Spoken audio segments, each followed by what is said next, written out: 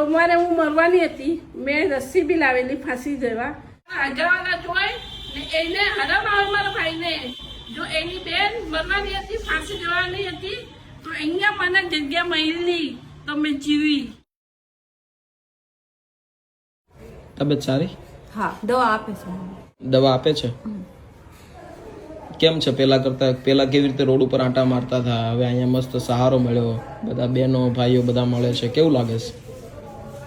આ દોસ્ત છે મારી. હે? कौन दोस्त है तुम्हारी? आइडिया बताओ तो. आओ तो बेन. आप उनके मित्र हो, फ्रेंड हो एमना? શું નામ છે બેન? મારું નામ ફરજાના બાનુ છે ગની. અચ્છા, શું કહે છે બેન માં પરિવર્તન?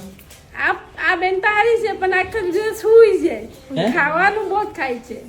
કેમ બેન એટલું આમ કામ નહીં કરવાનું આપણે? ના, કશું તમે કામ બાજુમાં તો બરો, તમારા ફ્રેન્ડ છે તો. ને છોટી છા મને બટર પરાણે બટર ખાઉં છું. આ મને બટર આપે તો પરાણે બટર ખાઉં છું. એવું છે? હા, હું ખામ છે. કેવું તમને જમવાનું કેવું મળે છે?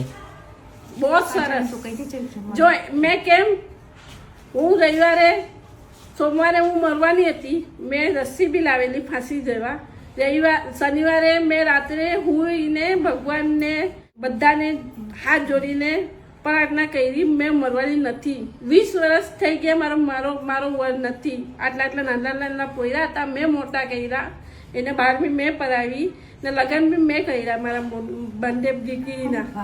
મોટા નહીં, 2 દીકરી છે. તમારા દીકરા દીકરી શું કરે છે? 2 દીકરી છે મારી. અચ્છા, એ ક્યાં છે? લગ્ન થઈ ગયા છે, ઔરંગાબાદ છે.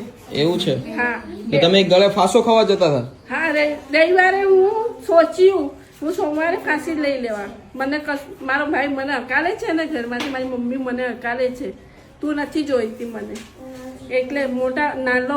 તમે ક્યાંથી આવો? શું નામ છે બેન તમારું? મારું નામ ફરજાના બાનુ છે. તમે ક્યાંથી આવો છો? ઊનગાંવ પાટિયા સહી. ઊનગાંવ બેસ્તાનું. હા, સુરત. સુરત. બરોબર. અને તમારે 1 અઠવાડિયું થયું છે અહીંયા આવે? 1.5 મહિનો થઈ ગયું. 1.5 મહિનાથી રહો છો? હા.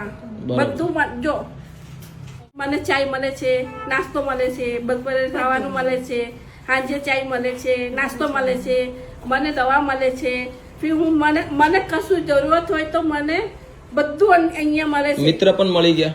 પણ આ મને બહુ આ મને એની તકલીફ મને બતાવે છે, એને કશું જોઈએ છે ખાવાનું તો હું આપી દે. અચ્છા, હા. એટલો સારો પરિવાર મળ્યો તમને? આ બધા મારો પરિવાર છે. મારી મોટી પોરી મને બોલાવે છે, અહીંયા આવી જા બધા કપડાં લઈને અમારા ત્યાં રહ્યો, પણ મેં એને ના પાડી. મને અહીંયા સારું લાગે છે એમને, હું અહીંયા રહેવા. ને મેં કીધું છે, મેં સાથે કીધું હું મરી જવા ને તો મારો મોટા ભાઈનો ને મારો મોટો જવાઈ છે એનો નંબર આપી દેવા સરને. મને કશું ખાય ને તો એ લોકોને બોલાવીને આપી દેજો. હજી તમને કાંઈ નહીં થાય? ના, જો હમણાં હોઈ જાવે તો સવારે ઉઠવાની કોઈ ગેરંટી નથી ભગવાનની. સાચી વાત છે, પણ આપણા કર્મ આપણને ઉઠાડશે પાછા. હા. જો હું મરવાની હતી રવિવારે સોચી દીધું મરવાની હતી. મજા આવે છે ને અહીંયા? બહુ મજા આવે મને. બધો મરવાના વિચાર ભૂલી જાજો. હું તમારો નાનો ભાઈ, બસ. હું તો તમને હું તમારી ફ્રેન્ડ છું. Thank you. દોસ્તો, આજે બંને બહેનોએ બહુ શાંતિથી જીવે છે. અને અમારા જે દિશાબેન છે એમનો વિડીયો પણ અમે મૂક્યો હતો, અને આજથી 3-4 મહિના પહેલા બહુ બધો વાયરલ થયો. ફેસબુક પર તમારા આગળવાળા જોઈ ને એને હરામ આવે મારા ભાઈને.